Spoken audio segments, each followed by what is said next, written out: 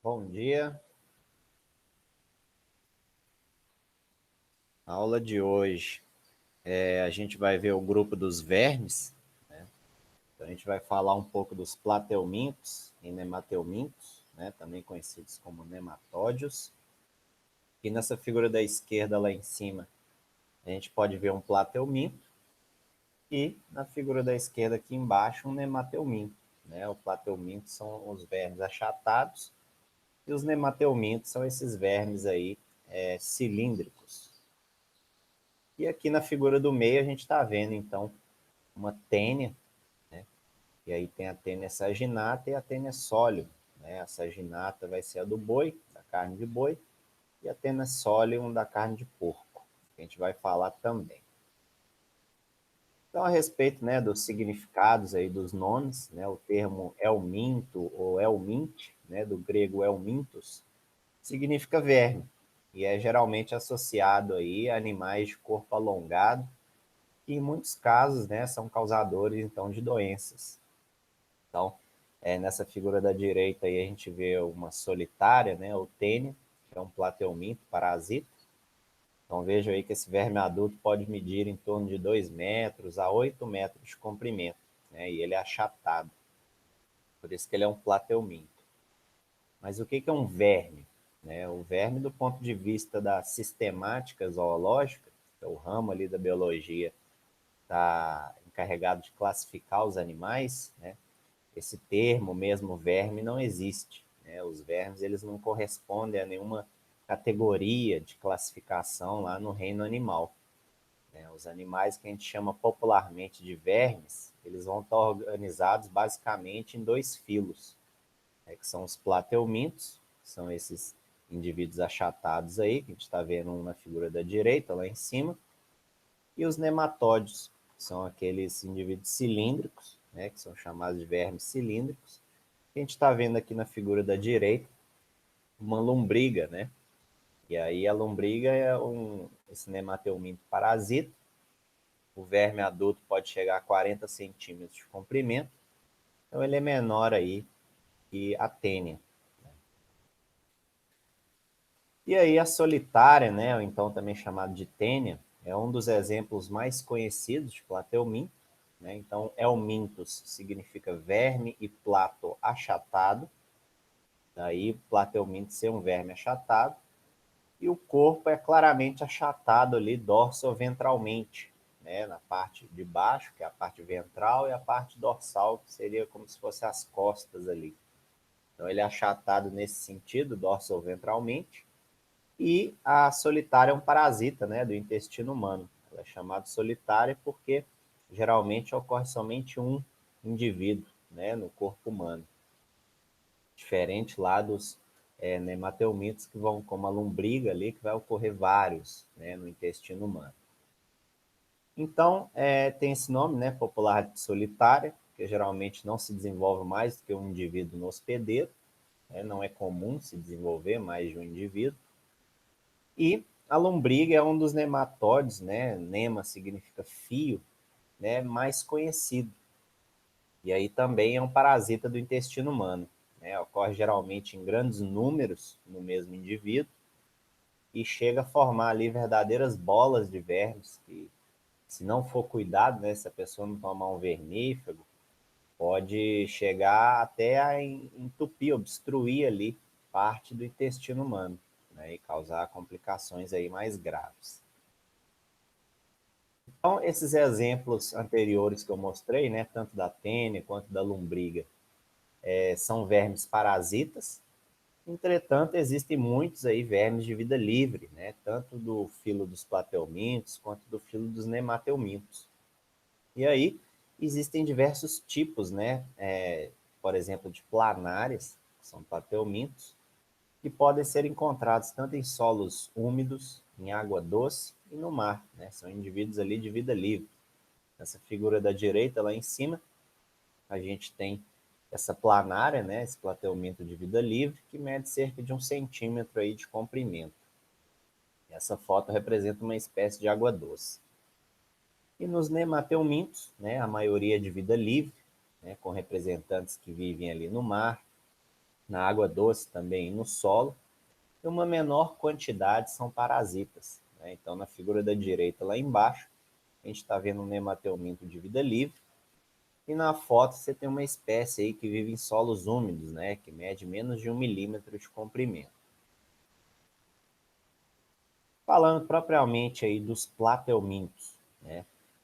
A gente viu lá que nas nossas aulas das esponjas, né, os poríferos vão apresentar até a fase de blástula, então tem lá aquela mórula, né, a mórula se desenvolve, depois forma a blástula, a gente está vendo ali na figura da direita, lá em cima, e aí quando corta essa blástula tem uma cavidade ali chamada de blastocele, então é só até aí que os poríferos vão nesse desenvolvimento embrionário, né? Já nos quinidários a gente viu que eles avançam, passam dessa fase de blástula e chegam até a fase de gástrula, então forma aquele cavidade gastrovascular ali, que é como se fosse o intestino deles. A gente está vendo na figura da direita uma gástrula, né?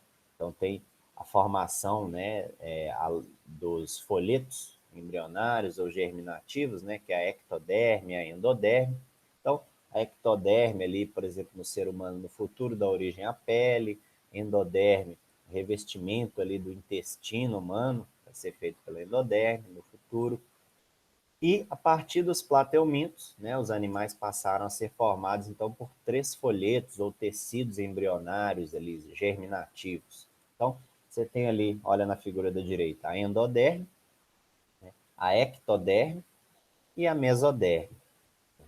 Então, a ectoderme vai dar origem ali no futuro, né, àquele revestimento, né, da pele desses indivíduos. Né? A mesoderme vai estar ali revestindo alguns órgãos internos, e a ectoderme e a endoderme vai ser revestir, por exemplo, parte do intestino quando tiver nesses, né, do sistema digestivo, né, quando tiver nesses animais. Então, os plateumintos, a partir dos plateumintos surgiu a simetria bilateral. Então, vejam em uma planária, né, que é o padrão aí que a gente vai utilizar de estudo desses plateumintos. Então, ela tem uma simetria bilateral. Se você fizer um corte, né, no meio, vai dividir ela em 2 metades iguais. É isso que é a simetria bilateral. A gente tinha visto lá que nas esponjas, algumas raríssimas esponjas têm a simetria bilateral, a maioria é assimétrica, né, e a maioria tem, em grande parte, tem uma simetria também, pode ser radial, mas não é tão comum assim. E nos quinidários, né, as águas-vivas, aí a gente vai ter a simetria radial. A partir, então, aqui dos plateumintos, surge essa simetria bilateral. Então, se dividir ali no meio, vai ter 2 metades iguais. E tem um início também de uma cefalização, né? Algumas células nervosas passam a se concentrar nessa região anterior do corpo e partem ali cordões nervosos, né, que vão inervar outras regiões desse corpo aí. Então, percebam nessa figura da direita, lá em cima a gente tem esse gânglio cerebroide, né, são células nervosas, e está distribuído por todo o corpo ali desse animal, né? Esses cordões nervosos, eles são longitudinais, né? Estão na parte ventral do animal, na parte de baixo, e aí eles se distribuem por todo o corpo do animal. Então, já tem esse processo, essa novidade, que é a cefalização e a simetria bilateral. O corpo, né, como eu já falei, desses plateumintos é achatado dorsoventralmente, e o sistema digestivo ele é incompleto. Ele tem a boca, mas não tem a diferenciação ali do ânus. Então, esses indivíduos aí, né, alguns têm até mesmo um sistema digestivo ausente, a nutrição sendo realizada única e exclusivamente por difusão, então é pela superfície do corpo que eles englobam aí esses nutrientes, né? E naqueles que têm sistema digestivo incompleto, a gente vai ter ali a boca, né, ingere os nutrientes e aí por difusão esses nutrientes são excretados, né, liberados aí para o ambiente. Esses plateumintos eles não apresentam também nem sistema respiratório nem circulatório, tudo isso é feito por difusão, né, ou seja, de célula a célula ali, a gente tem os gases, né, oxigênio, gás carbônico sendo difundido ali, passando de célula a célula e distribuídos pelo corpo através dessa difusão, e o mesmo vai ocorrer com o sistema ali circulatório desses animais, né? O líquido ali que vai compor o sistema circulatório vai ser transmitido de célula a célula ali no restante do corpo desse animal. Então, nos plateumintos o corpo não tem uma cavidade interna, né, que é o chamado de pseudoceloma ou celoma. Então, são indivíduos que a gente chama de acelomados, né? Ou seja, observe ali na figura da direita que o espaço que tem entre a parede do corpo e o intestino ali é totalmente preenchido, né, por células que são de origem de um tecido mesodérmico, né, daquele folheto embrionário que eu falei anteriormente, que é a mesodérmica, e forma um tecido, né, que tem um nome de parênquima, e ele é maciço, né, não tem nenhum espaço, né, não tem um celoma ali, né, que é um espaço que vai abrigar, por exemplo, os diferentes órgãos. Então, você tem lá de azul a epiderme, né, que é derivado do folheto embrionário ectoderme, de rosa ali esse parênquima, né, que é derivado do folheto embrionário mesoderme, e por fim ali naqueles indivíduos que têm um sistema digestivo, está representado de amarelo e é derivado então do folheto embrionário chamado endoderme. E aí no filo dos plateumintos, né, tem sido bastante estudado e revisado pela taxonomia. A taxonomia é um grupo aí da biologia, né, um ramo, digamos assim, da biologia, que vai ser responsável pela classificação dos animais, né, vai trabalhar junto ali com a sistemática, né.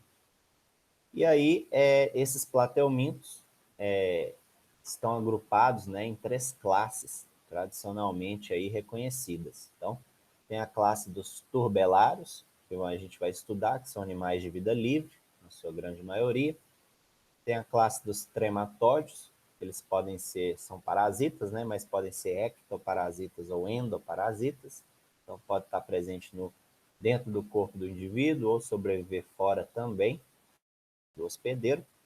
E a classe dos cestódios aí, que são todos endoparasitas, né, vão sobreviver os vermes lá dentro do corpo do parasita, do hospedeiro, desculpa.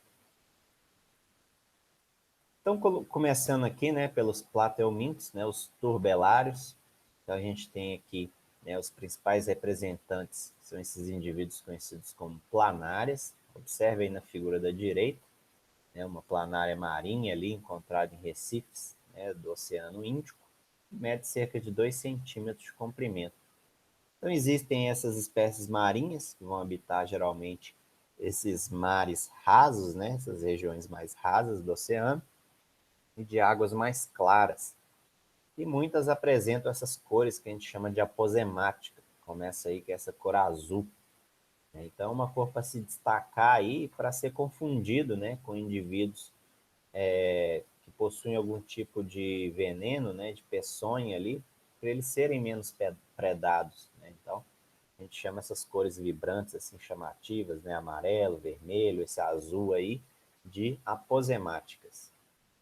E essas planárias se locomovem na água ali por movimentos, né, musculares ondulatórios. Então, você tem planárias terrestres também, e elas geralmente vivem em ambientes quentes e úmidos, né, deslocando entre as folhas e troncos caídos aí sobre o solo. É o caso dessas duas aí da figura da direita lá embaixo. Tem uma ali sobre uma folha, né, se deslocando numa folha, e muitas espécies dessas planárias já foram identificadas aqui no Brasil, né, sendo a grande maioria no bioma ali da Mata Atlântica. Existem espécies também, né, de água doce, que vão viver no fundo lodoso ali dos lagos, né, desses ambientes mais de água parada, e elas ficam deslizando ali sobre o muco, né, que é produzido ali pela região de baixo, né, que a gente chama de região ventral do corpo desses animais. Então, esse muco é responsável por facilitar esse deslocamento desses indivíduos.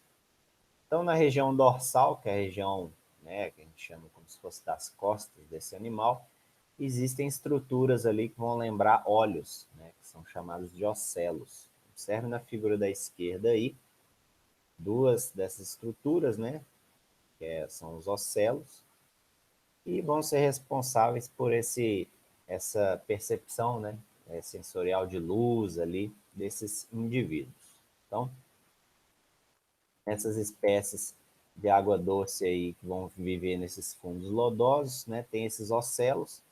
Né, esses ocelos eles não conseguem formar imagens, mas eles permitem aí perceber variações de sombra e de luz, o que vai auxiliar na orientação desses animais aí no meio ambiente. Então, as planárias geralmente são animais que fogem da luz, elas preferem viver em lugares ali sombreados. E a gente percebe também que tem uma boca, né, que vai se situar nessa região ventral, e esse indivíduo se alimenta deslizando o corpo sobre o alimento ali, e projetando essa espécie de faringe ali, que a gente tem na figura da direita, mostrando, através dessa boca, tá? Localizado na região ventral. Então, observem aí, ó, uma ampliação dessa figura que mostra onde ocorre a entrada de alimento ali nessa faringe. Então, basicamente, é liberado enzimas digestivas ali, né, pelo aquele grupo de células que a gente já estudou, né, as organelas lá, lisossomos, libera então essas enzimas digestivas e essa planária suga esse alimento que é parcialmente digerido. E aí, o intestino, então, a gente percebe ali que ele é totalmente ramificado, né, pega lá desde perto dos ocelos até a região mais caudal desse indivíduo. Então faz uma distribuição, né, e digestão parcial desses nutrientes aí pelo corpo, através dessas ramificações. E o restante da digestão vai ocorrer dentro, né, das células mesmo, que vão revestir esse tubo digestivo. Então os lisossomos vão lançar ali as enzimas digestivas e favorecer então a digestão aí nesses animais.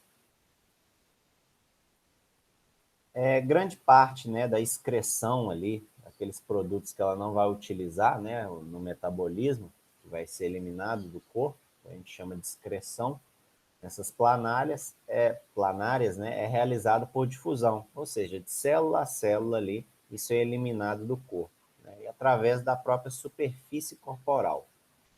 Então, existem também estruturas conhecidas como protonefrídeos, né, que é essa estrutura que a gente está vendo aí na figura da direita, e ela é excretora, né? Então ela elimina o excesso de água no corpo desse indivíduo e outras substâncias também que ela não vai utilizar.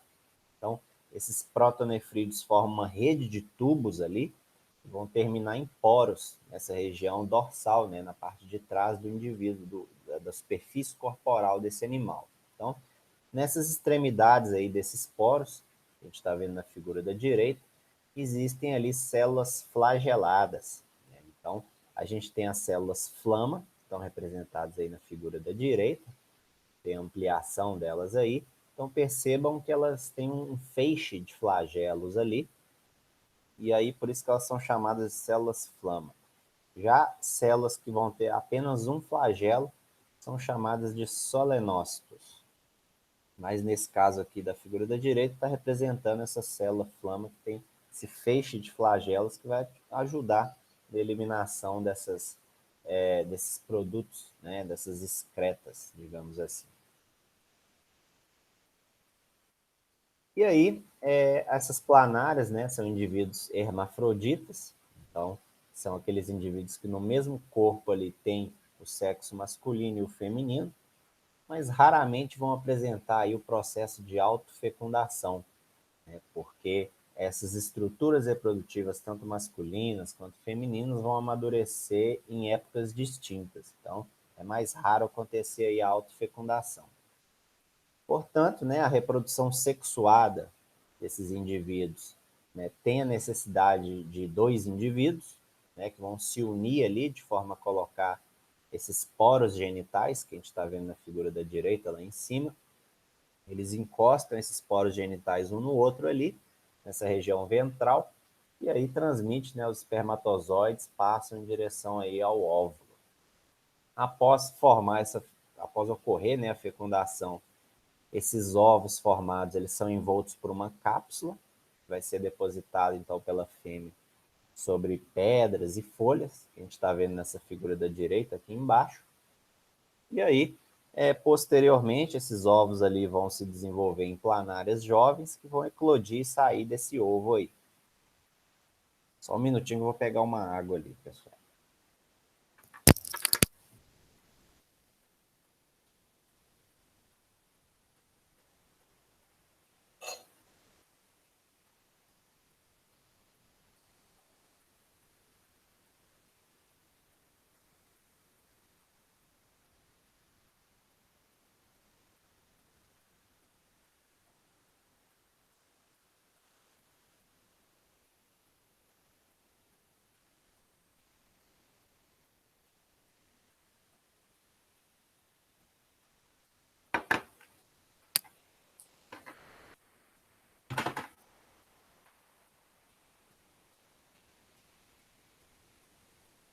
Voltando aqui. Então, falando, né, a respeito desses processos de reprodução, a gente viu aí, basicamente, apesar delas serem hermafroditas, precisam de dois indivíduos para encostar a região genital um no outro e transmitir, então, os espermatozoides em direção a esses óvulos. E aí tem uma modalidade de reprodução também nessas planárias, que é a forma assexuada, né, de reprodução. Então é feita por ficção, né, transversal, fissão transversal. Então, observe aí nessa figura da direita, né, essas planárias são animais dotados de grande capacidade de regeneração. Então, em qualquer ponto que você cortar o corpo desse animal, esses fragmentos conseguem se regenerar e originar um novo indivíduo, como a gente está vendo aí nessa figura da direita, né? Ela foi cortada em três partes, né? Numa região mais, que a gente chama de cranial, uma região medial e uma região mais caudal, gerou três fragmentos que posteriormente se desenvolveram em três novos indivíduos, três clones, né? Esse é o processo assexuado de reprodução, chamado de fissão transversal. Bom, então essa é a classe é o filo, né? Dentro do filo dos plateumintos, na classe dos turbelários, a gente tem essas planárias aí, que são esses animais de vida livre. Agora a gente vai falar nos plateumintos já dos trematódios, né? Que são todos parasitas, né? Alguns são ectoparasitas e outros endoparasitas, então conseguem viver fora do corpo do hospedeiro e outros conseguem viver somente dentro do hospedeiro. E a gente está vendo nessa figura da direita aí, né, um trematóide endoparasita humano, que é o esquistossomo. Então, esquisto significa com fenda, somo, corpo. Então, observem que o corpo dele, o macho aí, tem uma fenda, que é justamente nessa fenda que a fêmea vai se abrigar aí e viver junto dele, né? Então, essa espécie aí é o Schistosoma manzoni, e a gente está vendo aí um casal desses esquistossomos em cópula, né? Então o macho está de azul, tem esse sulco longitudinal, no qual a fêmea se abriga aí. A fêmea está representada de rosa. Então esses indivíduos aí medem cerca de 1 centímetro aí de comprimento. A fêmea ela é mais fina que o macho, então por essa característica ela consegue se abrigar nesse sulco, nessa fenda longitudinal que esse macho tem. Isso tudo ajuda aí no processo reprodutivo desses animais. O esquistossomo ele é responsável por uma doença grave chamada esquistossomose, que é a famosa barriga d'água. Observe aí na figura da direita, um indivíduo com essa barriga d'água, né? Basicamente é uma grande dilatação desse abdômen devido à alteração aí que ocorre em alguns órgãos, né? Principalmente no fígado do indivíduo, que vai inchar. Então, esses vermes adultos, como a gente pode ver na figura da direita aqui embaixo, tanto os machos quanto as fêmeas, elas vão apresentar ventosas que vão ser responsáveis por fixar nos vasos sanguíneos ali do mesentério, né? O mesentério é uma, digamos assim, uma estrutura lá no abdômen que vai unir, então, as vísceras com a cavidade abdominal, né? Para as vísceras, o intestino, por exemplo, para não ficar solto ali. Então, como se fosse uma dobra de pele que vai se unir com o intestino e grudar ela na cavidade abdominal, esse intestino na cavidade abdominal. Então, esses vermes vão se fixar nesses vasos sanguíneos ali desse mesentério para sugar, então, seus nutrientes Então, após a fecundação, observem nesse ciclo, né, as fêmeas depositam os ovos em vasos sanguíneos do intestino humano, e aí esses ovos vão ser eliminados juntamente com as fezes, né, obviamente numa região que não tem um saneamento básico, né, se os indivíduos contaminados defecarem aí no solo, né, vai ter essas fezes contendo esses ovos desse parasita, e aí, em contato com a água, né, cada ovo se desenvolve uma larva chamada de miracídio. Observe ali na figura da direita. Esse miracídio vai penetrar no corpo de caramujos, né? Então, observe aqui na figura da direita um caramujo transmissor da esquistossomose e é do gênero Biofalaria, né? Essa concha mede cerca de 2 centímetros de diâmetro. Então, esses miracídios, que são essas larvas que eclodiram do ovo, vão nadar na água, infectar esse caramujo, e aí dentro do caramujo, esses miracídios eles vão se multiplicar, né, de forma assexuada, originando uma larva conhecida como cercária. Observe aí na figura da direita essa cercária, e aqui de verde, representando 2 cercárias, né? Elas já são larvas que vão conseguir nadar livremente na água, então não vão precisar de ficar vivendo somente dentro do corpo do caramujo. E aí cada miracídio origina cerca de 200 mil cercárias. Então é um processo de reprodução assexuada bem intenso. E aí essas cercárias nadando aí na água livremente, né, têm a capacidade de penetrar no corpo do ser humano. Né? E onde ela entra ali, geralmente no pé, vai causar uma coceira, né? E vai entrar, por exemplo, também em outros hospedeiros vertebrados, né? Em animais, por exemplo, geralmente presente ali nessas lagoas, nesses lagos, né? Com as águas mais paradas. Então elas conseguem perfurar a pele e passam para a nossa circulação sanguínea. Então geralmente vai causar ali uma coceira, né? Na região que ela entrou. Então, tem aquele ditado lá, se nadou e coçou é porque pegou. Então, esses indivíduos da esquistossomose aí, essas cercárias, conseguem perfurar nossa pele humana e entrar na nossa corrente sanguínea, né? E dos animais também. Os caramujos, eles são considerados hospedeiros intermediários, porque lá vai acontecer a reprodução assexuada desse parasita, e nós, né, os seres humanos ali e outros animais vertebrados, vai ser considerados hospedeiro definitivo, porque vai acontecer a reprodução sexuada desses indivíduos aqui no nosso corpo. Então, ao penetrar no nosso corpo humano, essas cercárias vão sofrer algumas modificações ali e originam formas jovens desse esquistossoma, né?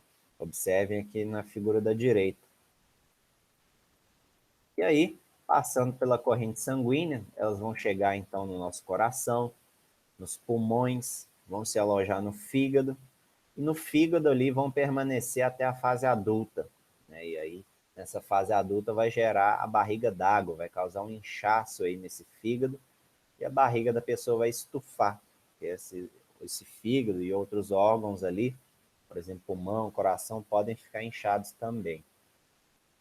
Nessa fase adulta, eles retornam então para os vasos sanguíneos do mesentério, que é aquela dobra lá de pele que vai unir, né, o intestino, a cavidade abdominal, e ocorre então a fecundação, né, e o ciclo ali se reinicia.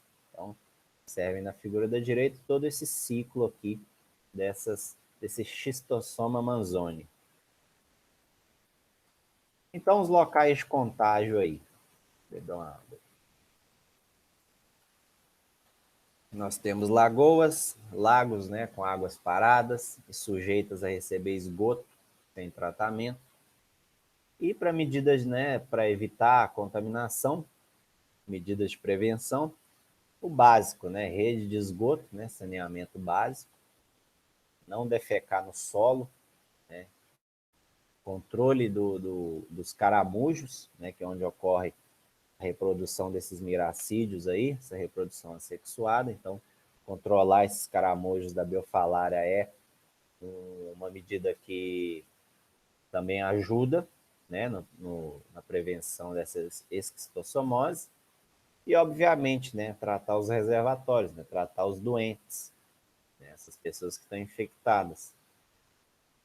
para aí sim evita que o ciclo se reinicie, né, na natureza.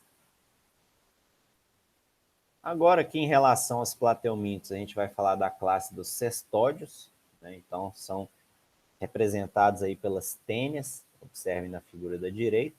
Tem duas espécies mais conhecidas, né? Tênia solium e Tênia saginata, e todas são parasitas aí do intestino humano.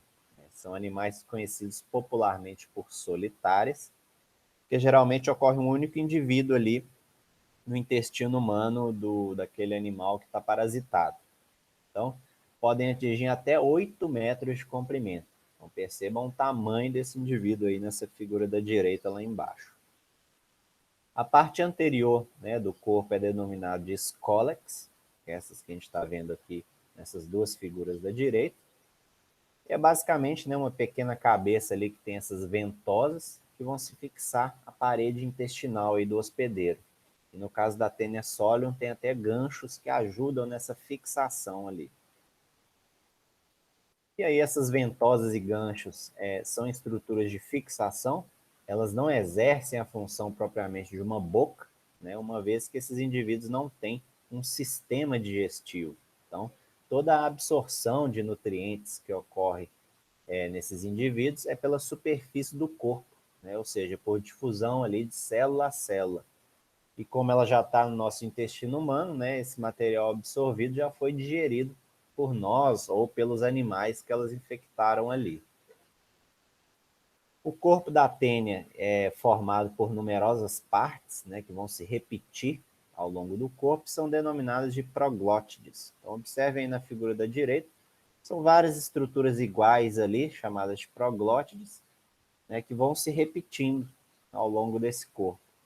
E aí essas novas proglótides são formadas na região próxima ali ao escólex, né, que é essa primeira parte ali perto da cabeça da tênia, por um processo de reprodução chamado de estrobilização. Então, sempre que essas novas proglótides são formadas, né, elas são de tamanhos menores, então são pequenas, mas à medida que novas proglótides vão surgindo, essas que haviam sido produzidas passam a ficar mais distantes, né, desse cólex, que é da cabeça ali, então vai indo em direção mais ao meio do corpo, até chegar na parte mais final do corpo, e elas começam ali a crescer.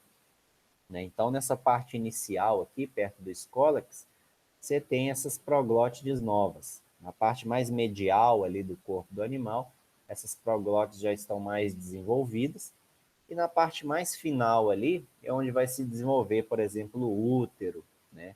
Esse ovário, vai ter esses ovos aí dessas proglótides. Né? Então elas já são proglótides que a gente chama de maduras. Né? Tem também o desenvolvimento do aparelho reprodutor masculino, né? E no interior de cada proglótide, então, desenvolve esse sistema reprodutor. Geralmente, ocorre a formação do sistema reprodutor masculino primeiro e posteriormente do feminino. Né? Como regra geral aí, esses espermatozoides e óvulos vão amadurecer, né, em momentos distintos, então o que já evita o processo ali de autofecundação. E as tênias são hermafroditas, né? Tem esses, observem na figura da direita, tem tanto aparelho genital masculino quanto feminino. E podem apresentar também o processo ali de autofecundação. Então, observe nessa figura da direita aí, de baixo, você tem uma proglótide, né, que a gente chama de gravídica, que é da Tênia solium. Então, todas essas manchas escuras aí dentro da proglótide correspondem ao útero, né, que está cheio de ovos. Essa estrutura mede cerca de 9 milímetros aí de comprimento, está ampliada aí no microscópio. Nesse processo de autofecundação, você tem uma proglótide de um mesmo indivíduo, ela se une pelos poros genitais com outra proglótide. Então, ocorre a passagem dos espermatozoides em direção ao óvulo. Né? Então, apesar de ser um sistema, ela ser hermafrodita ali, raramente vai ocorrer a fecundação desses óvulos por espermatozoides da mesma proglótide, né? Porque justamente esse amadurecimento ocorre em momentos distintos. Então, você tem uma proglótide ali que vai ter um sistema feminino, a outra masculino, elas se encontram e ocorre a passagem, né, desses espermatozoides em direção aos ovócitos aí. Essas proglótides gravídicas, elas são liberadas na cavidade intestinal do hospedeiro e vão ser eliminadas juntamente com as fezes. Obviamente, numa região, né, se for animais, né, vai ser liberados no meio ambiente, e numa região aí que tem seres humanos infectados, né, se ela não tiver o saneamento básico, essas proglótides vão acabar chegando na água aí e contaminando também o ambiente. Então, observe aí na figura da direita essa questão do ciclo, né? Quando essas fezes contaminadas, elas são eliminadas no solo ou na água, esses ovos contaminam os alimentos, que vão ser ingeridos ali ou por bois e porcos, né? Então, nessas proglótides tem os ovos. Vão contaminar ali, por exemplo, o capim, que o boi, né, vai comer, ou então que o alimento que o ser humano deu para o porco ali para comer contaminado, com esses ovos, o porco vai ingerir. Então, esses ovos ingeridos vão se transformar em larvas, que se instalam em diferentes partes do corpo do animal. São frequentemente se alojam ali nos músculos, né, da carne, tanto do boi quanto do porco. E aí, aquela tênia solium é o hospedeiro intermediário, é o porco, e a tênia saginata vai ocorrer no boi. Então, essas larvas são chamadas de cisticercos e ficam no meio ali das fibras, né, da carne do boi e do porco. Observem aí nessa figura da direita, uma carne aí, coração de porco, e tem essas estruturas, esses cisticercos, né, que são essas estruturas arredondadas e esbranquiçadas, né. Popularmente se diz que a carne está com canjicas ou pipocas, né, porque é parecido com isso aí, né, nesse músculo que está aderido a essas larvas aí. Então, o ser humano já é o hospedeiro definitivo do verme, né, e adquire o parasita quando ele vai comer essa carne com cisticercos, né, carne mal passada lá. Porque no processo, se você cozinhar bem a carne, vai matar esses cisticercos. Então, nessa carne contaminada, né, esses cisticercos aí que são larvas se instalam, né, na parede intestinal, né, originando a tênia adulta.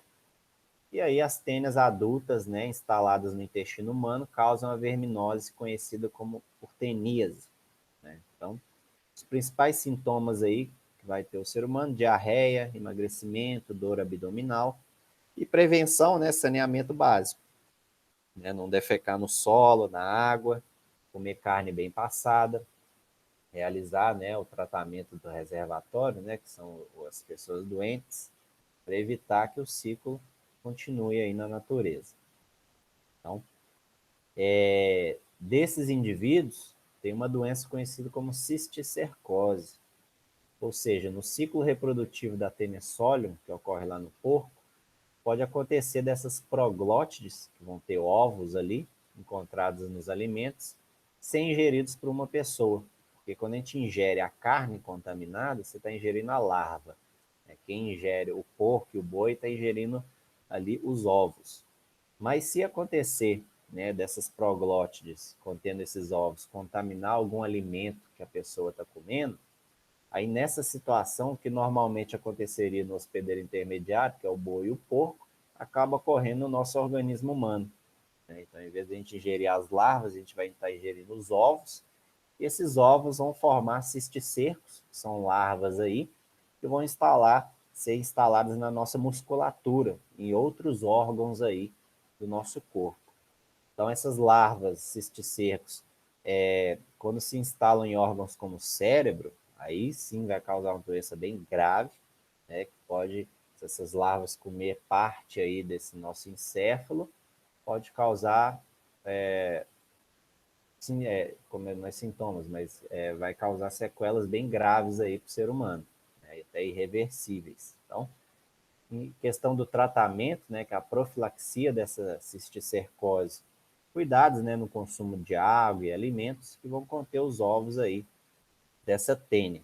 Então, a teníase normal, né, ocorre quando a gente ingere as larvas, né, na carne contaminada. Mas se você ingerir os ovos, geralmente quem ingere os ovos é o boi e o porco, né, vindos lá das proglótides, Aí, aquele processo que vai ocorrer no hospedeiro intermediário ocorre no hospedeiro, que seria o definitivo, né? Que nós, seres humanos, aí. E aí vai causar a doença causada como cisticercose, né? Então, a tenis ingeriu as larvas. Cisticercose, você vai ingerir diretamente o ovo. E aí, essas larvas, que são os cisticercos, não vão para o intestino, mas vão abrigar nos nossos músculos ali, né? Na nossa musculatura, e pode parar lá nesse nosso encéfalo aí, causar uma destruição aí. Bom, falando aqui então, acabamos dos plateumintos,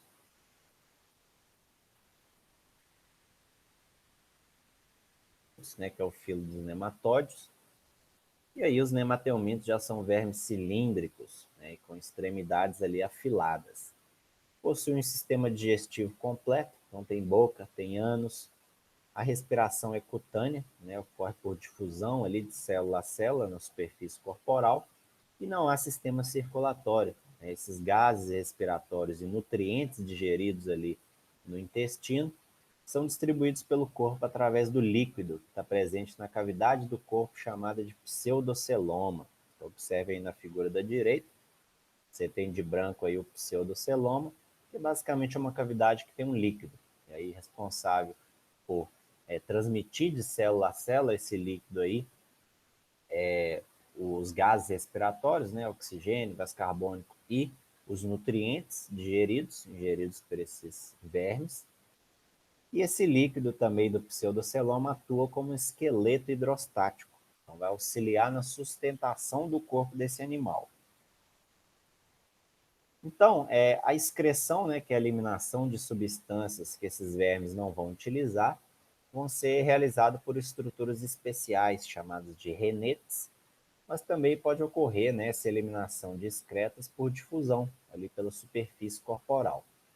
Então, observem ali na figura da direita, né, que o corpo desses animais tem uma cutícula que envolve aí o corpo, está representada de amarelo ali. Ali é como se fosse feito um corte, né, do cilíndrico, né, do corpo, e na parte mais externa ali de amarelo está representada essa cutícula. E essa cutícula é muito importante para garantir conferir, né, uma proteção contra substâncias ali do ambiente que esses vermes vivem.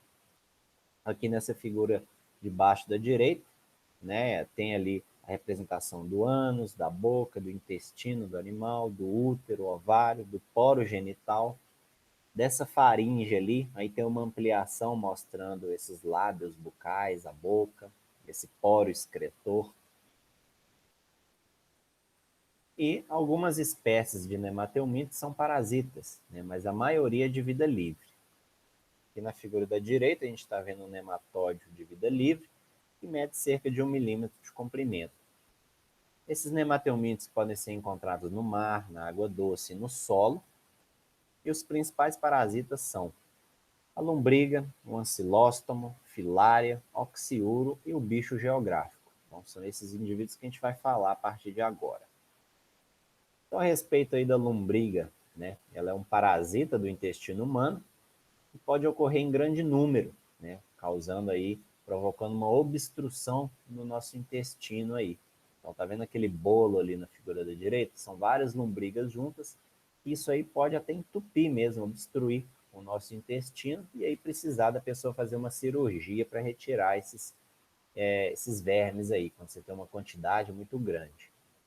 Nessa figura da direita está representada uma fêmea e um macho, né, de Ascaris lumbricoides, que é o que vai causar ascaridíase, né, que é a doença dessa lombriga.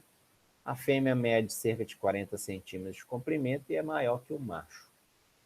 Então, a doença aí que é causada ascaridíase é causada pelo Ascaris lumbricoides, que é o nome científico aí desse verme. São indivíduos de sexos separados, né? Então você tem o macho e a fêmea. Os machos possuem na extremidade posterior do corpo uma forma de gancho, e esses ganchos aí são responsáveis, olha ali a voltinha ali na figura da direita, lá embaixo, por envolver o corpo da fêmea ali no momento que eles realizam a cópula, né?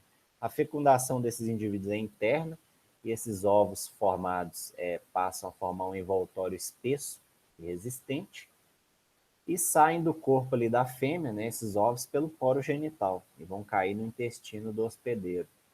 E posteriormente vão ser eliminados ali pelas fezes. Então, observem aqui nessa figura o ciclo reprodutivo, né, desse Ascaris lumbricoides. Então, essas fezes humanas com os ovos desse Ascaris são ingeridas pelo ser humano, né, acontece a contaminação por ingestão de alimentos ou água que vai ter esses ovos.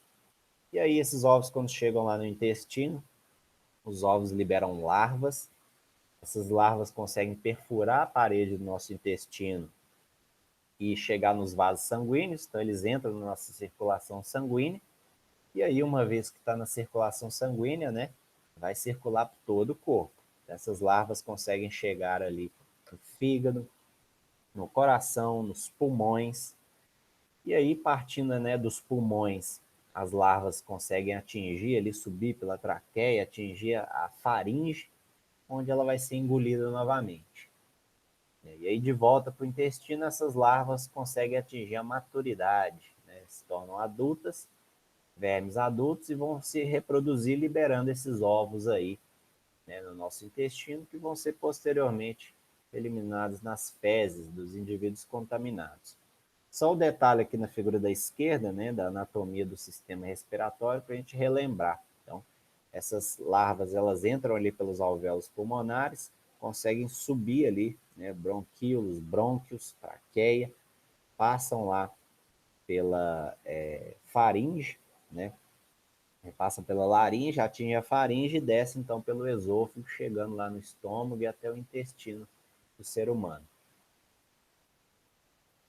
Então, a lombriga, esse é o ciclo reprodutivo e causa essa doença conhecida como ascaridíase.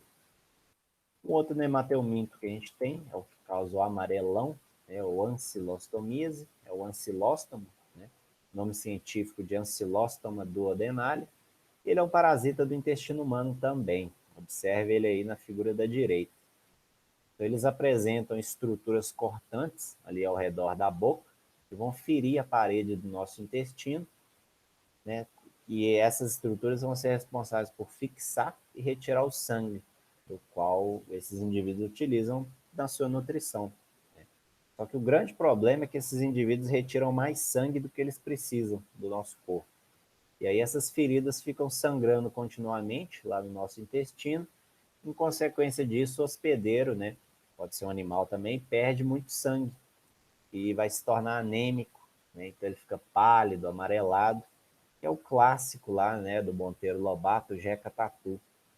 Então por isso que o Jeca Tatu ele tinha ancilostomias, né? Ele tinha esse ancilóstomo aí no corpo, por isso que ele era amarelo, né? Ele era pálido, estava sempre cansado, anêmico, porque esses indivíduos sugaram o sangue desse Jeca Tatu aí e deixaram ele então anêmico. Por isso que Monteiro Lobato representou o Jeca Tatu como um indivíduo, né, cansado, preguiçoso, pálido, justamente porque ele estava com essa ancilostomia, se tornou, acabou ficando anêmico, porque esses vermes sugam bastante sangue da pessoa.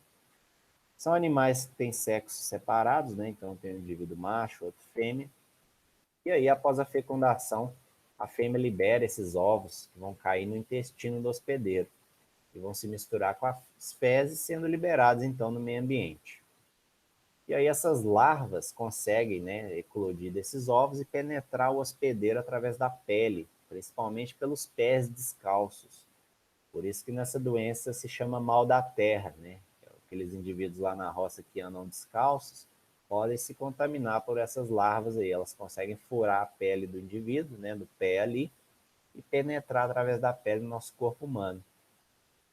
Uma vez que elas estão ali no nosso corpo, elas conseguem acessar a corrente sanguínea e chegar então no pulmão. Lá no pulmão vão atingir a faringe, ser engolidas, né, descer pelo esôfago, passar pelo estômago e chegar no nosso intestino.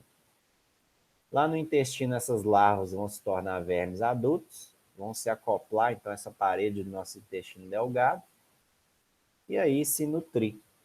A partir dali, a fêmea libera então esses ovos que vão se misturar com as fezes e ser expelidas então no ambiente, né, em lugares que obviamente não tem saneamento básico.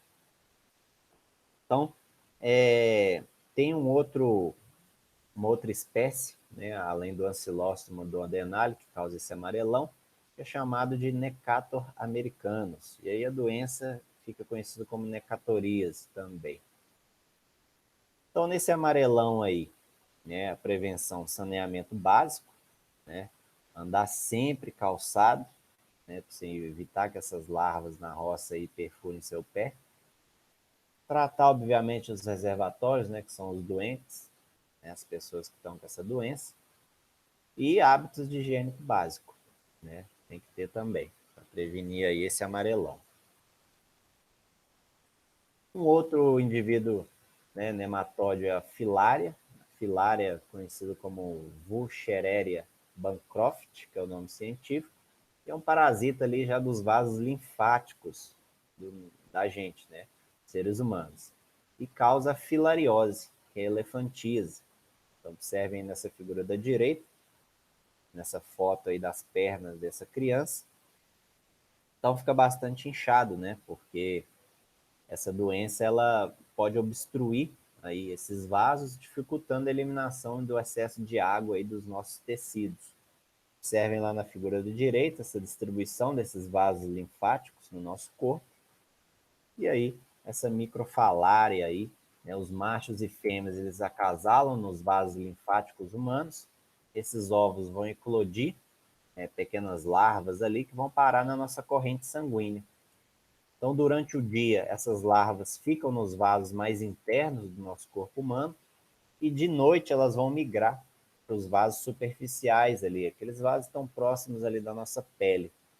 E aí é nesse momento que elas podem ser sugadas ali pelas fêmeas do mosquito do gênero Culex. É um gênero, a gente está vendo aqui na figura da direita, esse mosquito.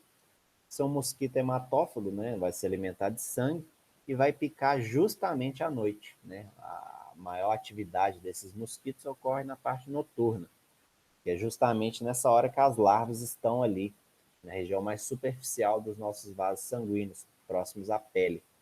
E se ocorrer desse mosquito, então, sugar o nosso sangue e o indivíduo está contaminado por essas larvas, né, lá no corpo do mosquito, que vai funcionar como hospedeiro intermediário, essas larvas ficam ali no organismo desse mosquito e quando ele for picar outras pessoas, essas larvas conseguem sair do corpo do mosquito e infectar novos indivíduos. Então, esse aí é uma verminose que tem a participação desse invertebrado aí, desse mosquito Culex, que é popularmente conhecido aí como pernilongo, muriçoca. Então, ao sugar o sangue de outra pessoa, esse mosquito transmite essas larvas e o ciclo se reinicia. Né? Os vermes adultos medem aí cerca de 3 a 10 centímetros, né? Obviamente no nosso corpo humano, não no corpo desse mosquitinho aí. E como medida de prevenção, né, combate ao vetor, esse mosquito Culex, né, então utilizar repelente, telas em janelas e portas, evitar, né, obviamente, os criadouros desse mosquito, evitar aquela famosa água parada ali, que fica acumulada, né, na planta, nos pneus, garrafa PET jogada no meio ambiente, e, obviamente, tratar, né, os doentes. E aí essa questão de evitar os criadouros, não só para essa verminose, né, conhecida como elefantíase, mas também para evitar dengue, zika, chikungunya, a própria febre amarela, né, isso aí tudo envolve o ciclo de vida desses invertebrados, desses mosquitos aí pernilongos. Uma outra verminose, né, causada pelos nemateumintos, é o Oxiurus, né, também conhecido como enterobiose. Então, é causada pelo Enterobius vermicularis, que é o nome científico do Oxiurus, e é esse parasita que a gente está vendo aí na figura da direita do intestino humano. Então, essas fêmeas, né, após a fecundação, vão liberar os ovos no intestino humano, e esses ovos podem ser eliminados, né, com as fezes ou se fixar nessa região anal ali. Então, vai causar uma forte irritação e coceira.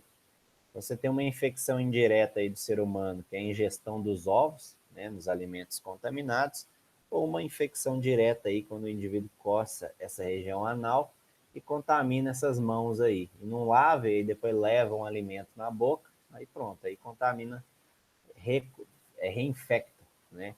com esse indivíduo aí. Então, prevenção, hábitos básicos de higiene, né? Saneamento básico também, tratar o reservatório, né? Que são esses doentes, lavar bem os alimentos. Né? Então, na figura da direita aí, a gente tem a foto desse oxiúrus adulto, fixado na parede do intestino grosso, né? E na figura da direita lá em cima, esse oxiúrus representado no microscópio óptico aí.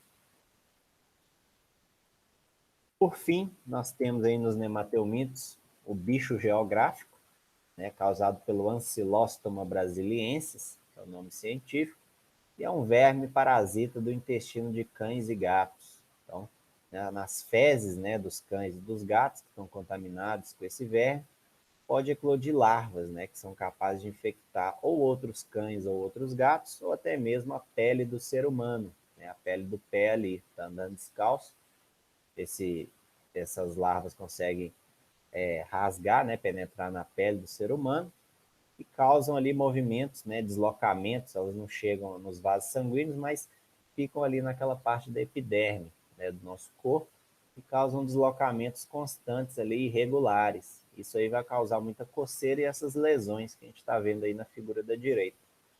Né?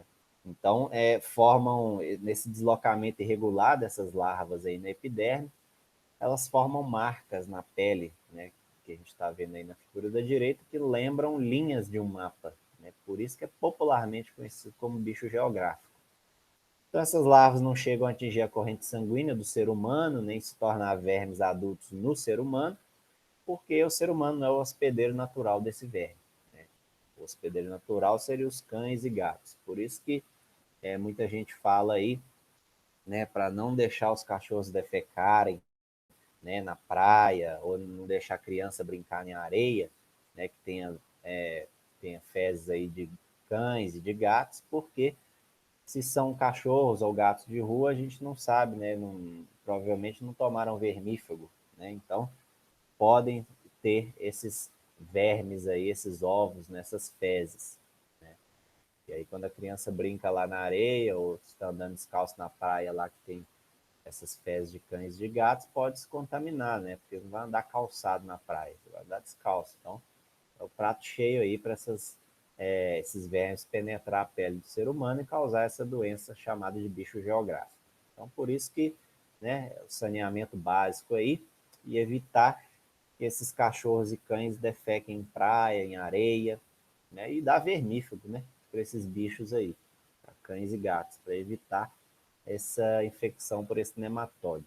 Então, essa era a nossa aula, né, de plateumintos e nemateumintos. A gente viu algumas doenças causadas por esses indivíduos e como questão do PET, né, dessa semana, a gente tem essa questão 3, fala o seguinte: a falta de instalações sanitárias adequadas está diretamente relacionada com as seguintes doenças endêmicas.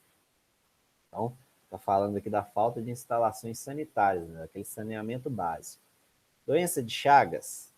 Doença de Chagas, primeiro que a gente não estudou aqui nessa aula, e doença de Chagas é causada lá pelas fezes do barbeiro lá.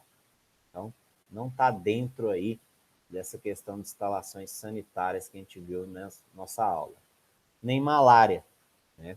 O amarelão tá. Então, essa letra A não seria. Letra B, esquistossomose, a gente viu lá das lagoas.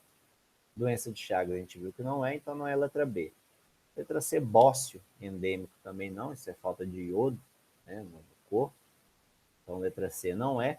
Letra D, esquistossomose é. Doença de Chagas e malária não. Então, seria a letra E, né? Esquistossomose, que a gente viu lá do plateuminto, a teníase e o amarelão, porque as doenças que a gente viu nessa nossa aula. Então, a questão 3 seria a letra E. Né? A falta de saneamento básico vai contribuir diretamente para essas verminoses aí, esquistossomose, teníase e amarelão. Então, na próxima aula a gente vai ver, né, a respeito dos artrópodes, se der tempo a gente fala também dos moluscos. E é isso. Guardo vocês aí para a próxima aula.